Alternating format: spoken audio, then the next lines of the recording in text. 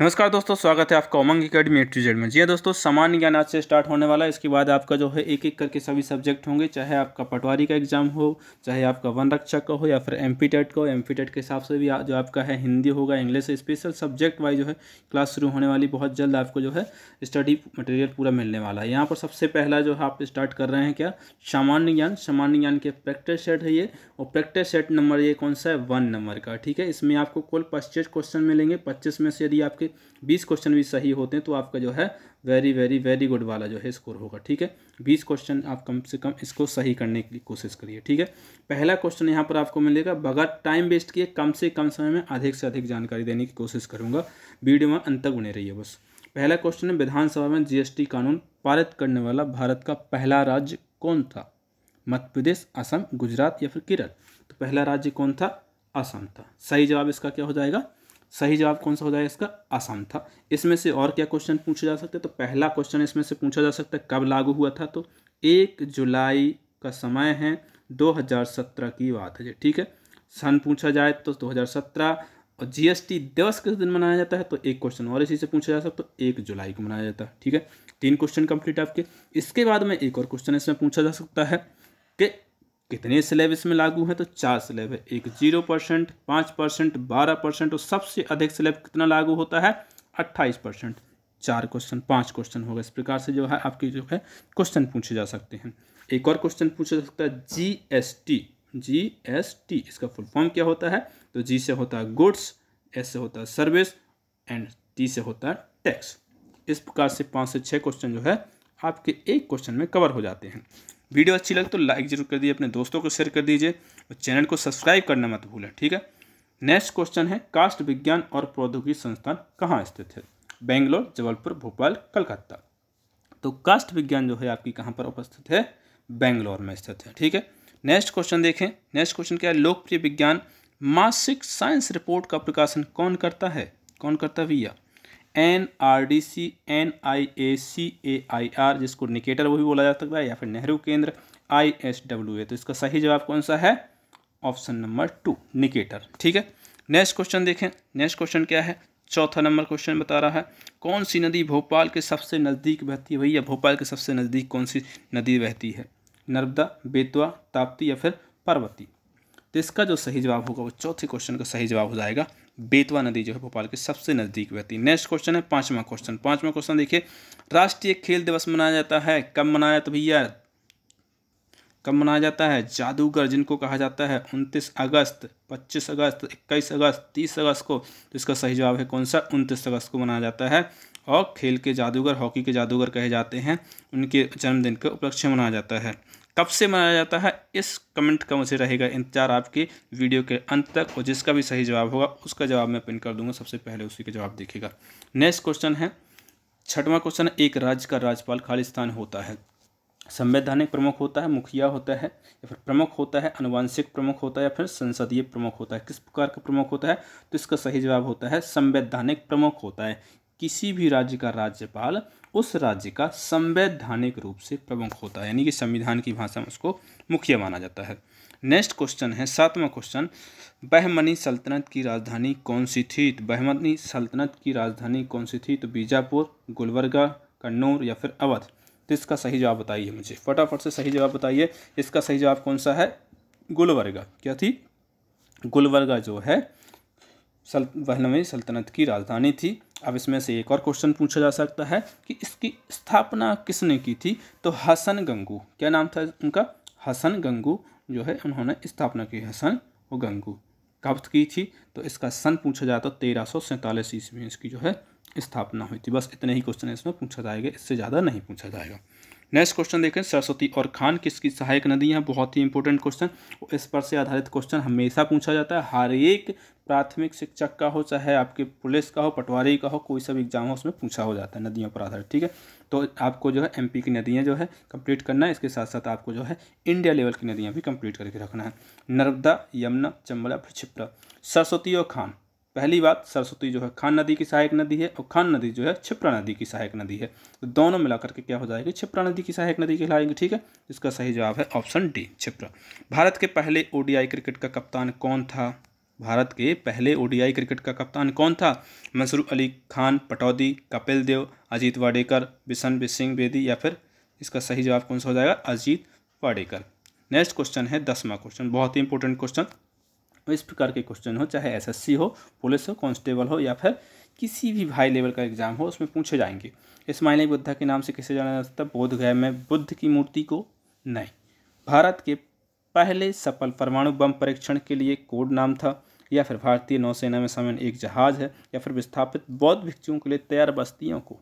तो इसका सही जवाब है ऑप्शन बी। कौन सा है? Option B. भारत के पहले सफल परमाणु बम परीक्षण के लिए कोड नाम रखा गया था कौन सा? स्माइलिंग बुद्धा। नेक्स्ट क्वेश्चन देखें, अशोक चक्र में कितनी तीलियां होती हैं? तो इसका सही जवाब कितना होना चाहिए? 24। कितनी होती हैं? 24। आप सभी को पता है, बच्चे को पता है, छोटे छोटे बच्चों को ही पता है। ठीक है। नेक्स्ट क्वेश्चन देखें, हमारे देश में आयोजित उस कार्यक्रम का नाम क्या है? कौन से कार्यक्रम का नाम जानना चाह रहे हैं भैया, बताओ इसमें जरा। जिसका लक्ष्य प्राथमिक विद्यालयों में क्या करना है? न्यूनतम आवश्यक सुविधाएं उपलब्ध कराना है। देखिए क्वेश्चन थोड़ा बड़ा था, इसलिए पीडीएफ को जो है छोटा सा जूम करना पड़ा, जूम करके कम जूम करना पड़ा। हमारे देश में आयोजित उस कार्यक्रम का नाम क्या है जिसका लक्ष्य प्राथमिक विद्यालय में न्यूनतम आवश्यक सुविधाएं उपलब्ध कराना है? ऑपरेशन ब्लैक बोर्ड, सर्व शिक्षा अभियान, ऑपरेशन चाक और डस्टक, सभी के लिए शिक्षा। बहुत सारे बच्चों ने सर्व शिक्षा अभियान कर दिया है, लेकिन ये ऑप्शन क्या है? गलत है। जिन बच्चों ने शिक्षा शास्त्र पढ़ी होगी या फिर एमपीटेट की तैयारी की थी चैनल से, उनका ये सवाल जो है गलत नहीं होना चाहिए। यदि हुआ है तो उसको सही करें। इसका सही जवाब कौन सा है? Operation black board. क्या है इसका सही जवाब?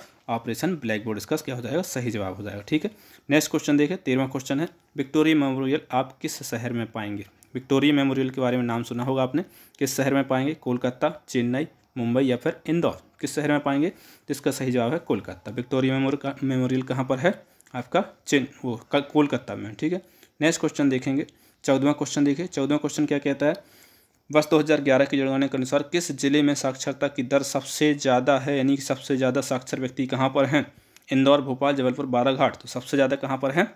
जबलपुर में। कहाँ पर? जबलपुर में। 2011 की जनगणना के अनुसार है। नेक्स्ट क्वेश्चन है 15वां क्वेश्चन है। 15वां क्वेश्चन क्या कह रहा है? विंध्य में सबसे ऊंची चोटी खालिस्तान होती है, कौन सी है? मिकाई श्रेणी, गुडविल चोटी या फिर बैल चोटी या फिर कास्केड श्रेणी? तो इसका सही जवाब है गुडविल चोटी, जिसको सद्भावना शिखर के नाम से भी जाना जाता है। ठीक है। नेक्स्ट क्वेश्चन देखिए, कौन सी जो है नदी रीवा में पूर्वा झरने का निर्माण करती है? तमस नदी, विपुल, चचाई या फिर पार्वती? तो इसका सही जवाब कौन सा है? तमस नदी। कौन सा है? तमस नदी है। और इसको तमसा नदी के नाम से भी जाना जाता है भैया। कहीं कहीं यदि तमसा आ जाए तो उसमें घबराना नहीं है आपको। सोनगिरी खालिस्तान का तीर्थ स्थल है, जैन का, मुसलमानों का, सिख का या फिर बौद्धों का? तो इसका सही जवाब कौन सा है? जैनों का। जैनों का जो है तीर्थ स्थल कौन सा है? सोनगिरी जो है जैनों का प्रमुख तीर्थ स्थल है। नेक्स्ट क्वेश्चन देखें, खालिस्तान सिंध और बेतवा नदियों के बीच स्थित है, कौन सा शहर जो है सिंध और बेतवा नदियों के बीच स्थित है? तो रायसेन, विदिशा, अशोकनगर या फिर भोपाल? इसका सही जवाब कौन सा हो जाएगा? इसका सही जवाब हो जाएगा अशोकनगर। अशोकनगर जो शहर है वो सिंध और बेतवा नदियों के बीच में स्थित है। नेक्स्ट जो है क्वेश्चन आपका, उदयगिरी और खंडगिरी की जो है गुफाएं कहाँ स्थित हैं? बहुत ही इंपॉर्टेंट क्वेश्चन है और कई बार ये क्वेश्चन पूछा गया है। उदयगिरी और खंडगिरी की गुफाएं कहाँ पर स्थित है? कर्नाटक, उड़ीसा, महाराष्ट्र या फिर मध्य प्रदेश में? तो इसका सही जवाब हो जाएगा वो कौन सा हो जाएगा? उड़ीसा हो जाएगा, नॉट महाराष्ट्र। महाराष्ट्र बहुत सारे बच्चों को पता है कि और महाराष्ट्र में बहुत सारी गुफाएं हैं, लेकिन सही जवाब क्या है इसका? उड़ीसा। मध्य प्रदेश में प्रथम मुख्यमंत्री थे, यानी कि मध्य प्रदेश के पहले मुख्यमंत्री कौन थे? पंडित रविशंकर शुक्ल, संजय जगदाले, अनूप कुमार या फिर शिवराज सिंह? देखिए वर्तमान में जो है वो शिवराज सिंह हैं। सबसे पहले जो थे वो कौन थे? पंडित रविशंकर शुक्ल थे पहले मुख्यमंत्री मध्य प्रदेश। ठीक है। नेक्स्ट क्वेश्चन, ताज उल मस्जिद का निर्माण इनके द्वारा शुरू किया गया था, किसके द्वारा? सुल्तान शाहजहां बेगम के द्वारा। किसके द्वारा? सुल्तान शाहजहां बेगम। ये सभी के सभी क्वेश्चन ऐसे क्वेश्चन हैं जो कि पहले भी क्वेश्चन पूछे गए हैं और हमेशा इस टॉपिक से क्वेश्चन पूछे जाते हैं। नेक्स्ट क्वेश्चन, रामकृष्ण मिशन की स्थापना किसने की थी? इसका सही जवाब है स्वामी विवेकानंद ने की थी। स्वामी विवेकानंद ने इसकी स्थापना की थी।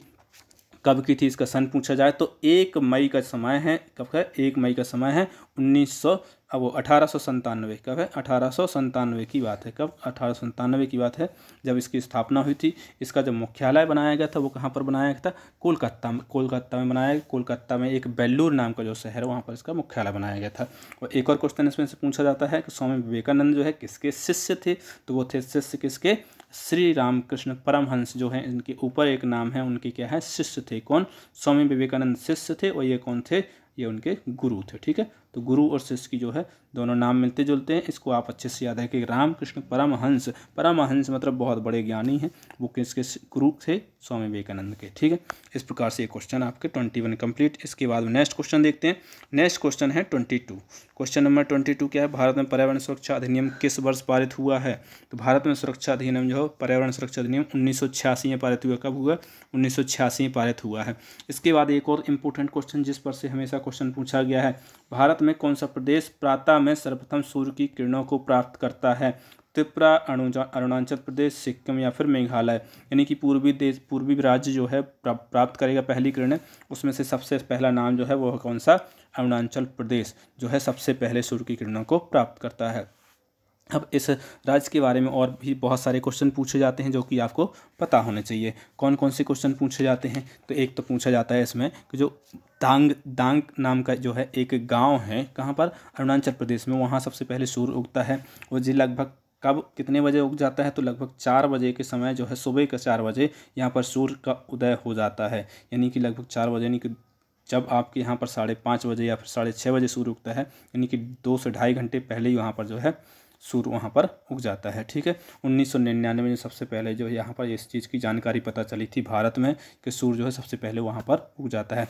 एक और क्वेश्चन इसमें से पूछा जाता है, अरुणाचल प्रदेश में अवस्थित किबिथु नाम का एक जो है शहर है, वो कि सबसे पूर्वी शहर है या फिर सबसे पूर्वी स्थान है भारत का? कौन सा? किबिथु। कैसे लिखा जाएगा किबिथु? की बी और थू, किबिथु। ठीक है, किबिथु जो है सबसे पूर्वी स्थान है। नेक्स्ट क्वेश्चन देखें। नेक्स्ट क्वेश्चन दिया है, रानी दुर्गावती इस प्रदेश से संबंधित है? किस प्रदेश से संबंधित है? यानी कि किस जगह से संबंधित है? पन्ना, ग्वालियर या फिर जबलपुर और झांसी। तो इसका सही जवाब कौन सा है? जबलपुर। जबलपुर में जो है इनकी समाधि भी बनी हुई है। बरगी डैम जाते टाइम आप देखेंगे रास्ते में, जबलपुर से 17-18 किलोमीटर की दूर पर रानी दुर्गावती की यह समाधि बनी हुई है। इसमें से एक और क्वेश्चन पूछा जाता है, ये चंदेल राजा जो है सालवाहन की पुत्री थी। किसकी? सालवाहन की पुत्री थी। इनके जो पति का नाम था दलपत शाह था, और इनके जो पति की जो आसमयिक मृत्यु हुई थी, तो इन्होंने अपने क्या है पुत्र को, वीर नारायण को जो है सिंहासन पर बैठाया और खुद जो है उसके संरक्षक के रूप में अपना शासन करने लगी थी उनके। ठीक है, और साथ ही साथ एक और क्वेश्चन पूछा जाता है, इनके राज्य का नाम क्या था? तो गोंडवाना जो है इनके राज्य का नाम था। प्रमुख केंद्र क्या था? तो भैया जबलपुर था। कौन सा था? जबलपुर जो है प्रमुख केंद्र था। ठीक है, इसके बाद में सबसे लास्ट क्वेश्चन आपके इस वीडियो का, 2011 की जनगणना के अनुसार भारत में सर्वाधिक घनी आबादी वाला राज्य कौन सा था? दिल्ली, सिक्किम, बिहार या फिर पुदुचेरी। तो इसका सही जवाब है बिहार। दिल्ली नहीं है भैया, दिल्ली क्या है? नहीं है। सर्वाधिक घनी आबादी वाला राज्य था वो कौन सा था? बिहार है। तो इस प्रकार से जो है आपके 25 क्वेश्चन जो है कंप्लीट। 25 में से आपके कितने क्वेश्चन आए हैं वो आप मुझे कमेंट बॉक्स में कमेंट करके बताएंगे। वो किसके सबसे अधिक आए हैं वो मैं पिन कर दूंगा, जिसके सबसे ज़्यादा होंगे। ठीक है, और नेक्स्ट वीडियो में हो सकता है उसका नाम भी ले दूँ। मिलते एक नई वीडियो, तब तक के लिए नमस्कार।